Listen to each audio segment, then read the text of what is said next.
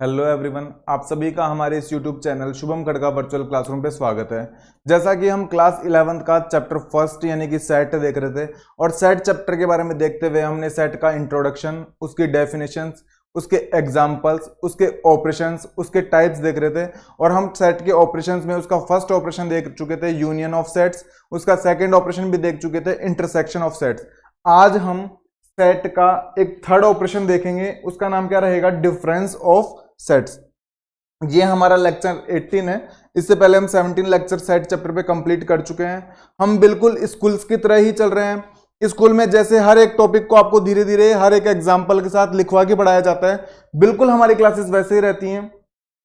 हम यह नहीं कि जल्दीबाजी में अपने व्यूज के चक्कर में बड़ी वीडियोस बना के सेट चैप्टर को एकदम से क्लियर कंप्लीट कर दें, ऐसा नहीं करते हैं। बिल्कुल स्कूल की तरह ही चलते हैं हम। वो एक अलग बात है कि हम लास्ट में भी एक कंप्लीट आपको रिवीजन टाइप में एक वीडियो बना देंगे 2-3 घंटे की, उसमें आप चैप्टर कर लेंगे। लेकिन अभी एक बार हम पूरा डिटेल के साथ ही चल रहे हैं, जिससे आपके कॉन्सेप्ट बिल्ड हो। ऐसा नहीं कि आप जल्दीबाजी में चीजों को समझें और जल्दी ही भूल जाएं, ऐसा नहीं। बिल्कुल लाइन बाय लाइन एनसीईआरटी से हर एक एग्जांपल को क्लियर करते हुए, हर एक क्वेश्चन को क्लियर करते हुए चल रहे हैं। इसके साथ ही यदि आपने हमारी प्रीवियस वीडियोस नहीं देखी हैं तो वो वीडियोस देखते हुए आज की क्लास में पहुंचे। आपको आज की क्लास बड़ी आसानी से समझ में आएगी। इसके साथ ही यदि आप में से हमारी क्लास के अंदर कोई नया है तो हमारी वीडियोस को अपने फ्रेंड्स के साथ शेयर करें, साथ ही हमारे चैनल को क्या करें? सब्सक्राइब करें। तो शुरू करते हैं आज की है क्लास।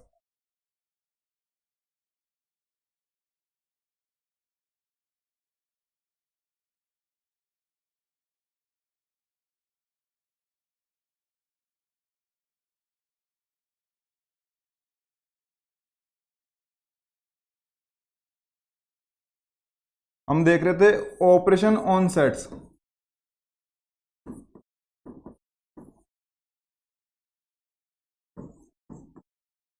सेट के ऊपर हम ऑपरेशंस देख रहे थे। ऑपरेशन क्या होते हैं ये मैं पहले की वीडियो में बता चुका हूं। इसके अंदर हम एक ऑपरेशन देख चुके थे, किसका?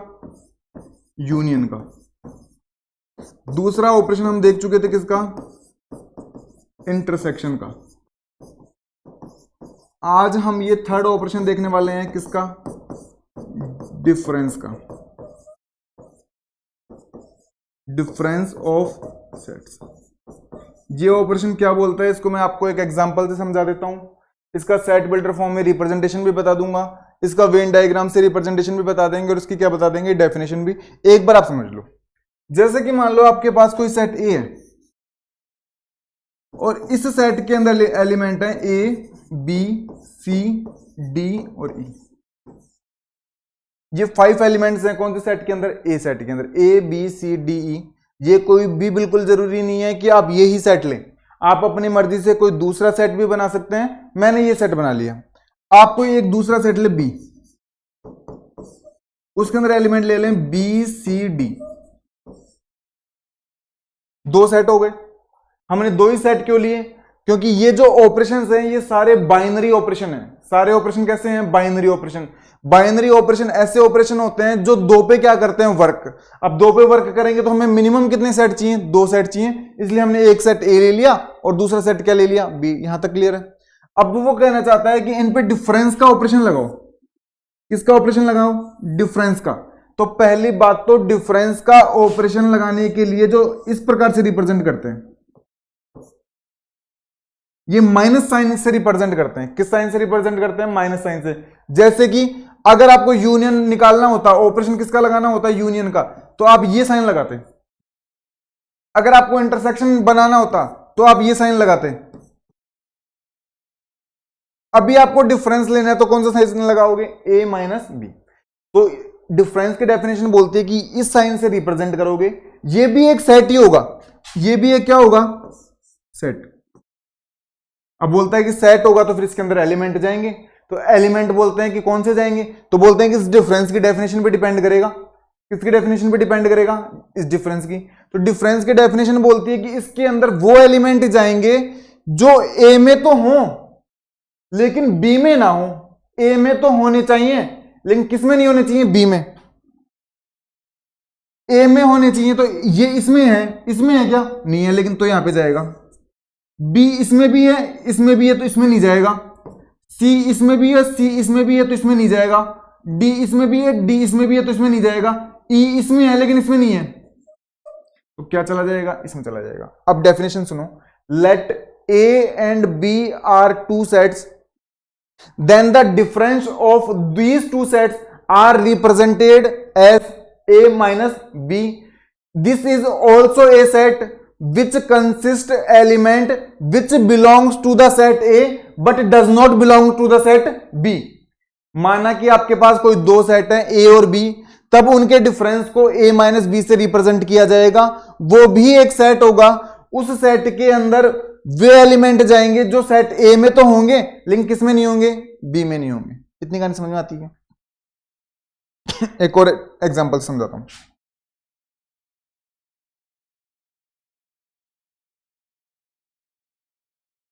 एक सेट ए लो,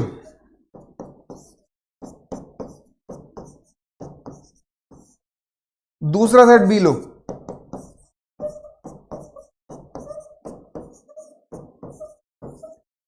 बोलता है कि ए डिफरेंस बी निकालो, ए डिफरेंस बी। तो ए में तो होने चाहिए लेकिन बी में नहीं होने चाहिए, तो एक तो जाएगा 1, 2 जाएगा क्या, 2 नहीं जाएगा क्योंकि 2 ए में है लेकिन बी में भी है, 3 ए में भी है बी में भी है, 4 ए में भी है बी में भी है, तो सिर्फ एक एलिमेंट जाएगा, वो भी कौन सा, 1। इतनी कहानी सबको समझ में आती है क्या? ए में होने चाहिए लेकिन बी में नहीं होने चाहिए। अब अगर मान लो आपको बुक वाला बोले बहुत अच्छी बात, आपने ए माइनस बी निकाल के दिखा दिया, मुझे बी माइनस ए निकाल के दिखाओ, बी डिफरेंस ए निकाल के दिखाओ, तो बोलते बी डिफरेंस ए निकाल देंगे। इस बार बी में होना चाहिए लेकिन ए में नहीं होना चाहिए, तो बी में 2 है इसमें भी 2 है तो 2 तो नहीं आएगा, इसमें 3 है इसमें भी 3 है, 3 भी नहीं आएगा, इसमें 4 है इसमें भी 4 है, ये भी नहीं आएगा, 5 इसमें है लेकिन इसमें नहीं है, 6 इसमें है लेकिन इसमें नहीं है, तो एक तो आ जाएगा 5 और एक क्या आ जाएगा।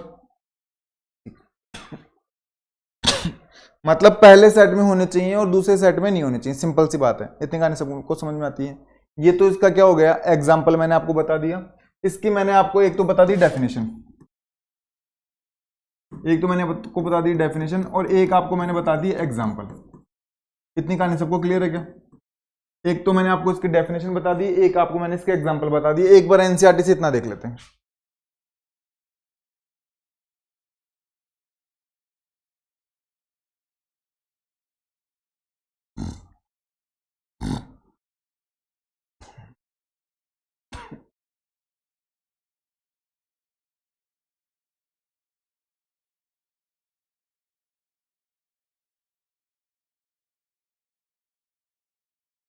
इधर देखो,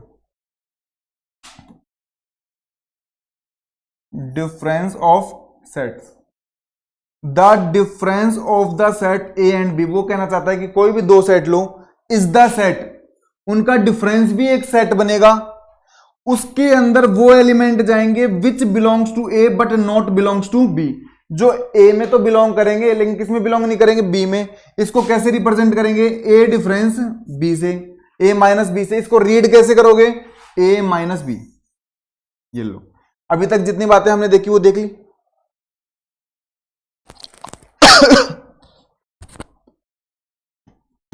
एग्जाम्पल देखो, एग्जाम्पल देखते हैं। वो कहना चाहता है एक सेट ए लो, उसमें एलिमेंट लो 1 2 3 4 5 6, बिल्कुल सही बात है। वो कहना चाहता है कि दूसरा सेट बी भी लो, 2 4 6 और 8, ये भी बहुत अच्छी बात है, दो सेट ले लिए। वो कहना चाहता है कि एक तो ए माइनस बी निकाल के दिखाओ और एक बी माइनस ए निकाल के दिखाओ। तो पहले ए माइनस बी निकाल के दिखा देते हैं। तो मैं बोलूंगा कि ए माइनस बी भी एक सेट होगा, तो ये बना दिया सेट। सेट होगा तो सेट के अंदर एलिमेंट जाएंगे, एलिमेंट जाएंगे तो इस डेफिनेशन के अकॉर्डिंग जाएंगे। ये डेफिनेशन बोलती है कि ए के अंदर तो होना चाहिए लेकिन बी के अंदर नहीं होना चाहिए। 1 है, 1 ए में तो है लेकिन बी में है क्या, बी में तो कहीं भी मुझे 1 नजर नहीं आ रहा, तो 1 चला जाएगा, बहुत अच्छी बात है। 2 इसमें भी है, 2 इसमें भी नहीं जाएगा। 3 इसमें है, 3 इसमें नहीं है, तो 3 चला जाएगा, बहुत अच्छी बात है। 4 इसमें भी है, 4 इसमें भी नहीं जाएगा। 5 इसमें है लेकिन इसमें नहीं है, तो 5 चला जाएगा, बहुत अच्छी बात है। 6 इसमें है और 6 इसमें भी है, तो 6 भी नहीं जाएगा। तो ए डिफरेंस बी क्या बनेगा, 135। चेक करते हैं इसका भी 135 आ रहा है क्या, ए डिफरेंस बी देख लो कितना आ रहा है। 1 3 5। यहां तक क्लियर? चले, वो कहना चाहते हैं कि ए डिफरेंस बी निकाल लिया, बहुत अच्छी बात है। बी डिफरेंस ए ओ निकाल के दिखा दो। इस बार बी में होने चाहिए लेकिन ए में नहीं होने चाहिए। 2 इसमें भी है, 2 इसमें भी है, कोई दिक्कत नहीं जाएगा। 4 इसमें भी है, 4 इसमें भी है, नहीं जाएगा। 6 इसमें भी है, 6 इसमें भी है, नहीं जाएगा। 8 इसमें है लेकिन इसमें नहीं है, ए में 8 नहीं है। 8 नहीं है तो सिर्फ एक एलिमेंट जाएगा 8। सिर्फ कितना एलिमेंट जाएगा? 1। तो चेक करते हैं ये आ रहा है किसका भी।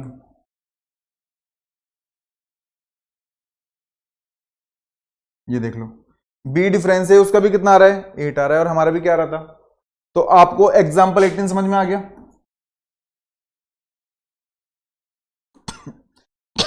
इसका मतलब ये हुआ कि आपको ये डेफिनेशन समझ में आ गई, आपको ये डेफिनेशन समझ में आ गई, आपको एग्जाम्पल 18 समझ में आ गया। यहां तक सबको क्लियर है? ये एग्जाम्पल 19 आपका होमवर्क, ये एग्जाम्पल 19 आपका होमवर्क है। ये आप खुद से करेंगे, खुद से करने के बाद मुझे बताएंगे आपको समझ में आता है तो भी ठीक है, नहीं आता है तो भी कमेंट में बॉक्स में बताएंगे। यहां तक सबको क्लियर है? ये एग्जाम्पल 19 आप खुद से करेंगे, बिल्कुल आसान है। वो एक बात कहना चाहता है, इधर देखो, बोलते हैं कि आपने ए डिफरेंस बी निकाला इस एग्जाम्पल के अंदर, तो बोलते हैं ए डिफरेंस बी निकाला ना, तो वो कितना आया? 135 आया था। तो वो बोलता है कि आपने बी डिफरेंस ए भी निकाला और बी डिफरेंस ए कितना आया? 8 आया। तो क्या आपका ए डिफरेंस बी डिफरेंस ए के इक्वल है क्या? इक्वल नहीं है, नॉट इक्वल है। ए difference A B difference A के नॉट इक्वल है। तो ये बात ध्यान रखना, यहां पे नोट लगाते हुए लिख लो, A difference B difference A के इक्वल नहीं होता। A difference B is not equal to B difference A. इतनी काली क्लियर है क्या? ये एग्जांपल 19 है। 19 में आपको एक सेट V दिया है, एक सेट B दिया है। तो वो 2 क्वेश्चन पूछना चाहता है। पहले तो मुझे V माइनस बी निकाल के दिखाओ और फिर मुझे B माइनस, ये 2 क्वेश्चन है, ये आप खुद से करके दिखाएंगे मुझे। चले, अब चलते हैं आगे की तरफ। वो बोलना चाहता है कि आपने डिफरेंस ऑफ सेट्स की, डिफरेंस ऑफ सेट्स की मुझे डेफिनेशन बता दी, बहुत अच्छी बात है। आपने मुझे इसका एग्जांपल्स बता दिए, ये भी बहुत अच्छी बात है। आप मुझे इसका सेट बिल्डर फॉर्म में रिप्रेजेंटेशन बताओ। कौन से फॉर्म में? सेट बिल्डर फॉर्म में क्या बताओ? रिप्रेजेंटेशन। सेट बिल्डर फॉर्म में रिप्रेजेंटेशन बताओ। तो मैं बोलूंगा कि मेरे पास एक सेट ए है, दूसरा सेट मेरे पास बी है, तो इनसे जो सेट बनेगा वो ए डिफरेंस बी बनेगा। उसके अंदर एक्स के जैसे एलिमेंट जाएंगे। किसके जैसे एलिमेंट जाएंगे? एक्स के जैसे। लेकिन ये जो एक्स है ना, ये ए में तो बिलोंग करेंगे, ये ए में तो बिलोंग करेंगे, लेकिन and does not belongs to B. ये चाहे डेफिनेशन बोल दो, चाहे ये पूरी डेफिनेशन बोल दो, एक ही बात है। ए डिफरेंस बी एक सेट होगा, उसके अंदर एक्स के जैसे एलिमेंट जाएंगे। वो एक्स वो होंगे जो ए में तो बिलोंग करेंगे, लेकिन किस में बिलोंग नहीं करेंगे? बी में बिलोंग नहीं करेंगे। और ये हमारी सेट बिल्डर फॉर्म में क्या हो गया? अगर बुक वाला बोले कि बी माइनस ए निकाल के दिखाओ, तो बोल देंगे कहां दिक्कत है, बी माइनस ए भी निकाल देंगे। एक्स के जैसे एलिमेंट जाएंगे, एक्स मेरे बी में बिलोंग करेंगे इस बार, लेकिन किस में बिलोंग नहीं करेंगे? ए में। किस में बिलोंग नहीं करेंगे? ए में बिलोंग नहीं करेंगे। तो ए डिफरेंस बी का मतलब ए में बिलोंग करेंगे। ये साइन बिलोंग्स टू का है, किसका साइन नहीं है?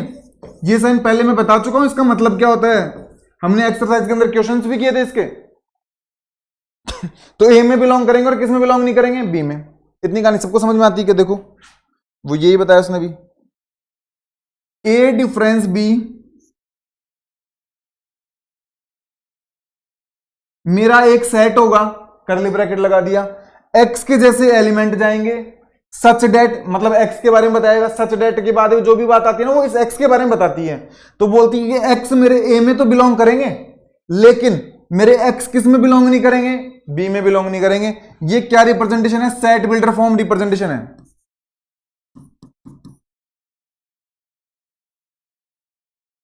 सेट बिल्डर फॉर्म रिप्रेजेंटेशन है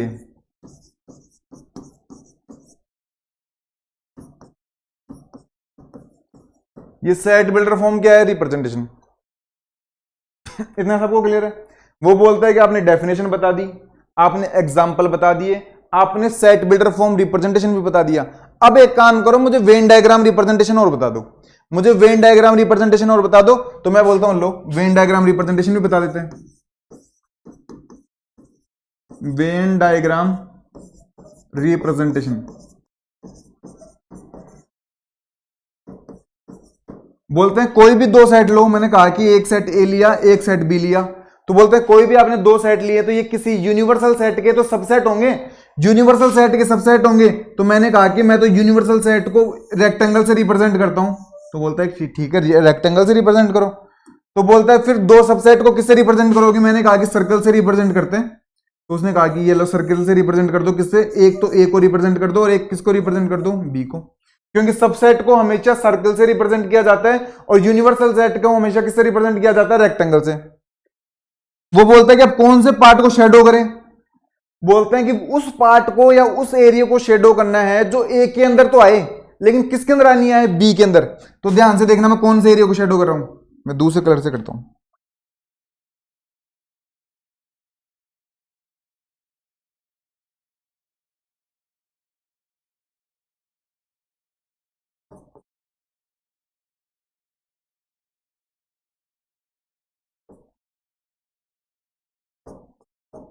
ये जितना मैंने एरिया शेडो किया है, एक बार इस एरिया को ध्यान से देखो। ये एरिया मेरा ए के अंदर तो है लेकिन बी में नहीं है। किसके अंदर नहीं है, बी में। तो मतलब ये शेडो वाला एरिया ही मेरा किसको रिप्रेजेंट करेगा, ए डिफरेंस बी को। ये मेरा शेडो वाला एरिया किसको रिप्रेजेंट करेगा, ए डिफरेंस बी को। और ये देख लो आपका इसने बना रखा वेन डायग्राम रिप्रेजेंटेशन। कहानी समझ में आ गई क्या, कहानी समझ में आ गई। तो मतलब हम इसका वेन डायग्राम रिप्रेजेंटेशन भी देख चुके हैं। अब बात आती है कि ये क्या चीज है, फिर ये इसने क्या बना दिया, तो ये और बता देते हैं। ये एरिया मेरा ए डिफरेंस बी को रिप्रेजेंट करेगा। अगर मान लो मैं इस एरिया को शेडो करूं एक बार के लिए,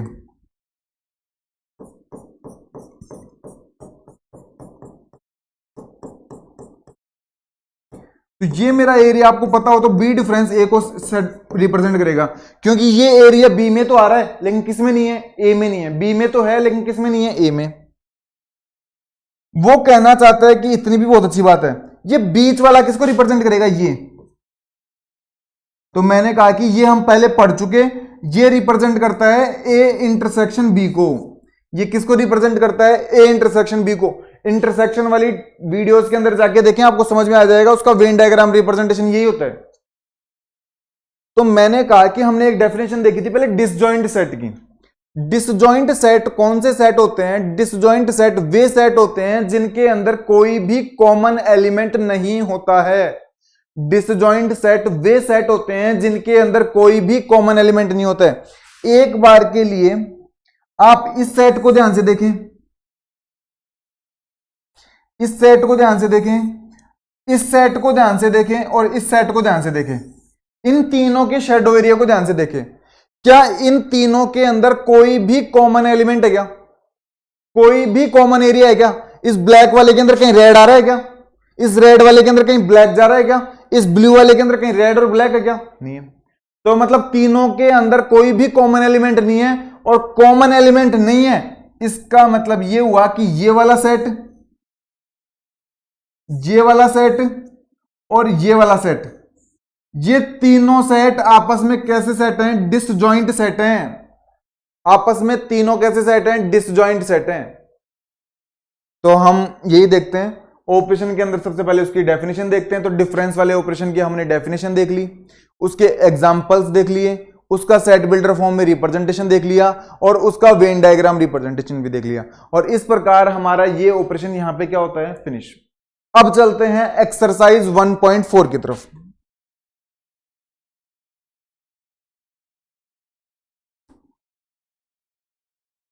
इससे पहले हम एक्सरसाइज 1.1, 1.2 और 1.3 कंप्लीट कर चुके हैं। एक्सरसाइज के अंदर दिया गया हर एक क्वेश्चन मैंने आपको करवाया है। हो सकता है कि मैंने बड़ी मुश्किल से एक दो आपको होमवर्क के लिए दिए होंगे और वो भी वही दिए हैं जो बिल्कुल सेम है जैसे मैं क्लास के अंदर करवा चुका, उसके जैसे ही अगर कोई रह जाते हैं तो वो मैंने हो सकता है आपको होमवर्क के लिए दिए होंगे, अदरवाइज मैंने सारे यहीं पे करवाए हैं। फिर भी यदि किसी स्टूडेंट को समझ में नहीं आया है तो आप हमसे कमेंट बॉक्स में पूछें, आपके डाउट्स क्लियर करने की हम जरूर कोशिश करेंगे। इसके साथ ही आप हमारी वीडियोस को एक बार अपने फ्रेंड्स के साथ मैक्सिमम शेयर करें जिससे हमारा मोटिवेशन बना रहे। आप सभी शेयर करें एक बार और सभी वीडियोस के लिए लाइक और कमेंट करें एक बार। जितने भी स्टूडेंट इन वीडियोस को देख रहे हैं सभी अपने फ्रेंड्स के साथ शेयर करें। हमारे अंदर मोटिवेशन तभी बना रहेगा, हम आपके साथ रेगुलर तभी जुड़े रहेंगे जब हमारी वीडियोस आप मैक्सिमम अपने फ्रेंड्स के साथ क्या करेंगे, शेयर करेंगे, जिससे हमें क्या मिलेगा, मोटिवेशन मिलेगा। अब इधर देखो सामने एक्सरसाइज 1.4, इसका फर्स्ट पार्ट कहना चाहता है find the union of each of the following of the pair of set.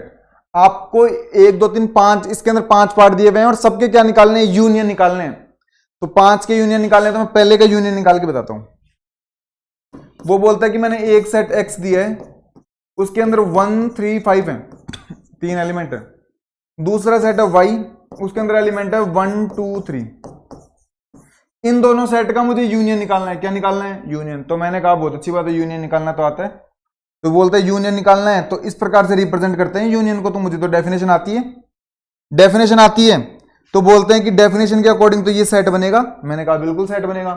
Set बनेगा तो सेट के अंदर एलिमेंट जाएंगे। तो बोलते हैं कौन से एलिमेंट जाएंगे, बोलते हैं वो इसकी डेफिनेशन पे डिपेंड करेगा। डेफिनेशन क्या बोलती है कि एक्स के सारे एलिमेंट जाएंगे, वाई के सारे एलिमेंट जाएंगे, लेकिन कॉमन एलिमेंट एक बार जाएगा। एक्स के भी सारे जाएंगे, वाई के भी सारे जाएंगे, लेकिन कॉमन एलिमेंट एक बार। तो मैंने कहा 1 जाएगा, 3 जाएगा, 5 जाएगा। इसके 1 2 3 भी जाने चाहिए थे, लेकिन 1 तो आ चुका, तो 1 नहीं आएगा, 2 जाएगा। इसका 3 भी जाना चाहिए था, लेकिन 3 आ चुका। तो ये बन गया मेरा X union Y. It is clear. तो इस प्रकार से ये पहला हमारा क्या हो जाता है, क्लियर। यहां तो वो क्लियर है क्या। दूसरा, इसके अंदर इसने यहां पे ये वाला ब्रैकेट लगा दिया जो कि गलत है, मिसप्रिंट है। यहां पे AEIOU, ये यहां पे मिसप्रिंट है, ये ऐसा आना चाहिए था AEIOU। आप इसको सब करेक्शन करें, यहां पे कर्ली ब्रैकेट बनाए। सेट को हमेशा जनरली कर्ली ब्रैकेट में ही रिप्रेजेंट किया जाता है, इसको कर्ली ब्रैकेट बनाए। और इन दोनों का यूनियन आप घर से खुद निकालेंगे, बिल्कुल सेम है। इसका यूनियन आप खुद निकालेंगे घर से। इसका पार्ट 2 आप खुद करेंगे, पार्ट 3 में बता देता हूं।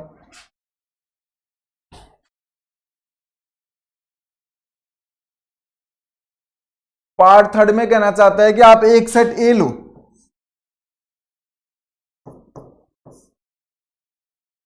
ए पहली बात तो उसने सेट बिल्डर फॉर्म में लिख दिया, ऊपर वाले उसने रोस्टर फॉर्म में लिखे थे, इसने सेट बिल्डर फॉर्म में लिख दिया। तो कोई दिक्कत नहीं है, रोस्टर फॉर्म में अपन लिख लेते हैं। वो कहना चाहता है कि एक्स जैसे एलिमेंट जाएंगे। मैंने कहा बहुत अच्छी बात है, एक्स जैसे चले जाएंगे। X is a natural number, x natural number होना चाहिए, पहली बात तो। दूसरी बात, एक्स मल्टीपल ऑफ 3 होना चाहिए, 3 का मल्टीपल भी होना चाहिए। तो मैंने कहा 3 का मल्टीपल भी होना चाहिए, नेचुरल नंबर भी होना चाहिए। तो लो 3 6 9 12 15 एंड सो ऑन, इसके जैसे एलिमेंट जाएंगे। बहुत अच्छी बात है। तो बोलता है इसकी तरह बी बना दो। मैंने कहा बी भी बना देंगे। बोलता है कि एक्स जैसे एलिमेंट जाएंगे बी में भी, एक्स एक नेचुरल नंबर भी होना चाहिए। मैंने कहा बहुत अच्छी बात है, नेचुरल नंबर भी लेस देन 6 होना चाहिए। लेकिन लेस देन 6 मतलब 1 2 3 4, सॉरी 4 आएगा।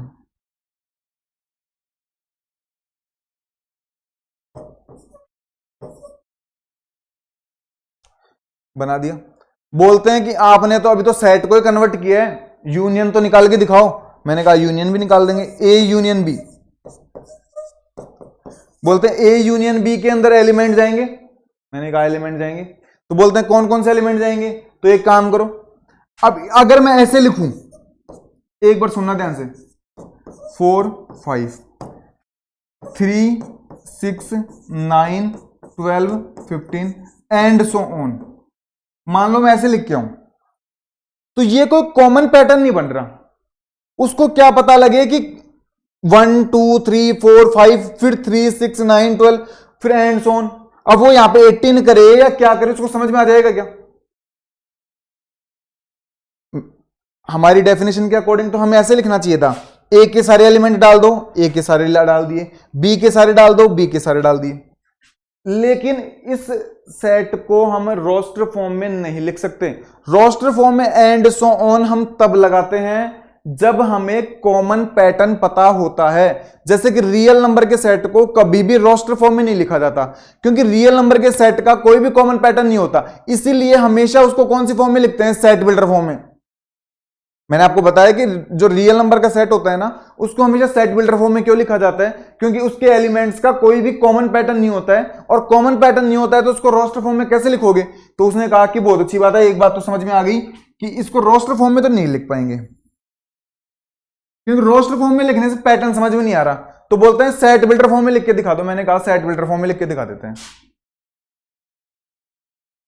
ए यूनियन बी, तो मैंने कहा कि एक्स के जैसे एलिमेंट जाएंगे, एक्स के जैसे क्या जाएंगे? एलिमेंट जाएंगे। फिर मैंने कहा कि एक्स क्या होंगे? तो मैंने कहा कि एक्स इज इक्वल टू क्या हो सकते हैं? 1 2 3 4 5। मैंने कहा पांचों तो ये एलिमेंट हो सकते हैं। क्या तो एक्स इन पांचों के बराबर हो सकता है? एंड उधर साइड में जगह नहीं, आपको उधर ही लिखना है। X is multiple of 3।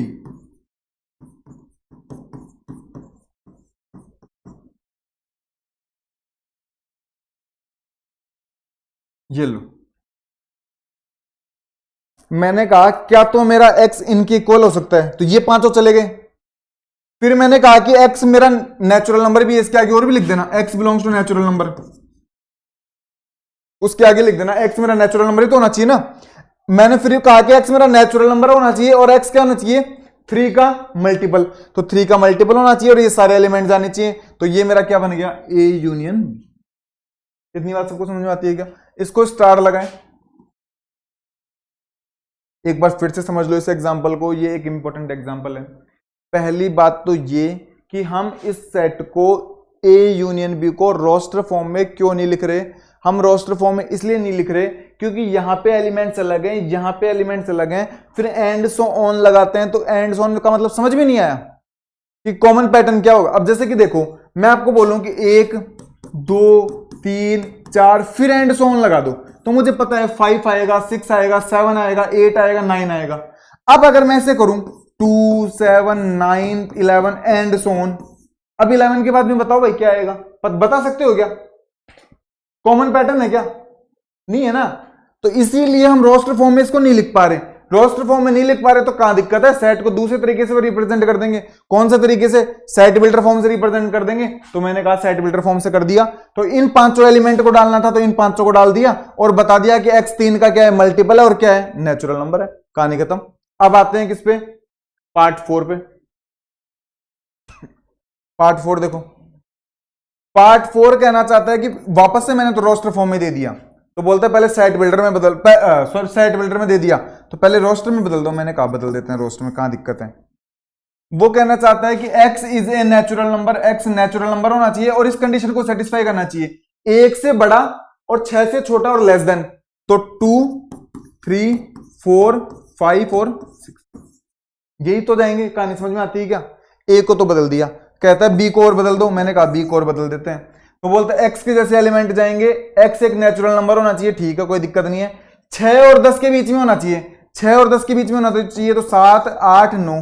क्या 10 को भी शामिल करोगे? क्या नहीं करेंगे। शामिल क्यों नहीं करेंगे? इक्वल का साइन नहीं लग रहा, इक्वल का साइन नहीं लग रहा तो क्यों करे भाई? नहीं करे। तो बोलते हैं इनका यूनियन ले लो, इनका यूनियन तो ले लेंगे, बड़ी आसान सी बात है। दोनों के एलिमेंट डाल दो, 2 3 4 5 6 7 8 9, ये लो, कहानी खत्म। ये बना दिया हमने ए यूनियन। कहानी सबको समझ में आती है क्या? तो ये हमने कौन सा कर दिया? तो पहले तो सेट बिल्डर फॉर्म के अंदर सेट दिए हुए थे, उनको पहले तो रोस्टर फॉर्म में कन्वर्ट कर दिया और रोस्टर फॉर्म में कन्वर्ट करने के बाद उनका क्या ले लिया? यूनियन। बोलते हैं 5 नंबर पे, चलो 5 पे चलते हैं। वो कहना चाहते हैं कि एक सेट ए है, उसके अंदर एलिमेंट है 1 2 3। दूसरा सेट मेरे पास बी है, वो 5 है। 5 है, इसका मतलब क्या हुआ कि वो एम्प्टी सेट है, कोई भी एलिमेंट नहीं है। 5 के बराबर है मतलब एम्प्टी सेट है, कोई भी एलिमेंट नहीं है, तो बोलता है यूनियन लो। यूनियन ले लेंगे, कहां दिक्कत है? दोनों सेट के एलिमेंट जाते हैं 1 2 3, दूसरे सेट में कोई एलिमेंट ही नहीं है, करली ब्रैकेट बंद कर दो, तो ये मेरा आ गया ए यूनियन बी। तो ये इसमें क्या निकाल लिया, ए यूनियन बी। ये मैंने करवा दिया, ये मैंने करवा दिया, ये मैंने करवा दिया, ये मैंने करवा दिया, और बचा हुआ सेम बिल्कुल एज इट इज है, ये आपका होमवर्क।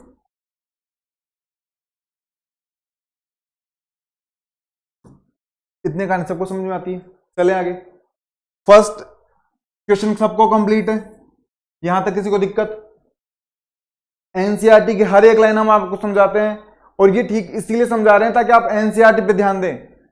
अगर आप एनसीईआरटी नहीं पढ़ के मोटी मोटी किताबों के चक्कर में पढ़ते हैं तो आपको एक ना एक दिन जरूर लगेगा कि शायद हमें एनसीईआरटी ही पढ़ लेनी चाहिए थी।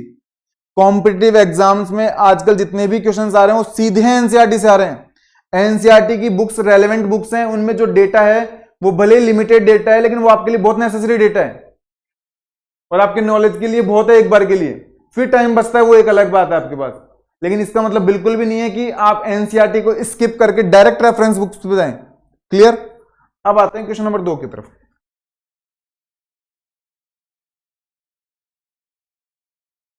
क्वेश्चन नंबर 2 देखो, वो कहना चाहता है कि एक सेट ए लो, मैंने कहा ले लिया एक सेट ए, उसके अंदर एलिमेंट लो ए और बी।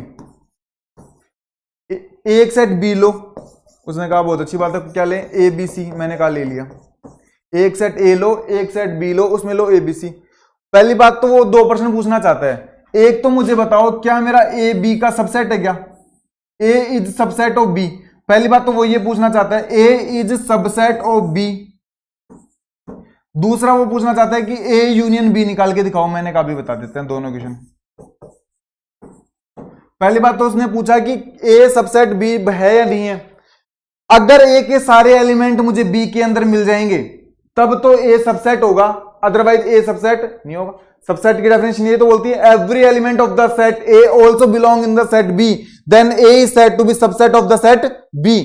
तो ए के अंदर ए है, ये भी इसके अंदर रहा, बी है, बी भी इसके अंदर रहा, तो ए के दोनों एलिमेंट बी के अंदर है या नहीं है? है। तो इसका मतलब A is subset of B है, तो यहां पे आएगा yes, A is subset of B, yes, because every element of the set A also belong in the set B.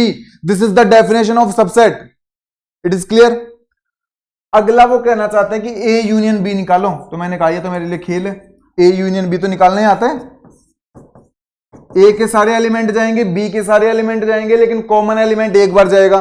A के सारे जाएंगे मतलब A और B चला गया, B के सारे जाएंगे मतलब A B C जाने चाहिए थे, लेकिन A और B तो जा चुके, कहां दिक्कत है, तो सिर्फ C जाएगा।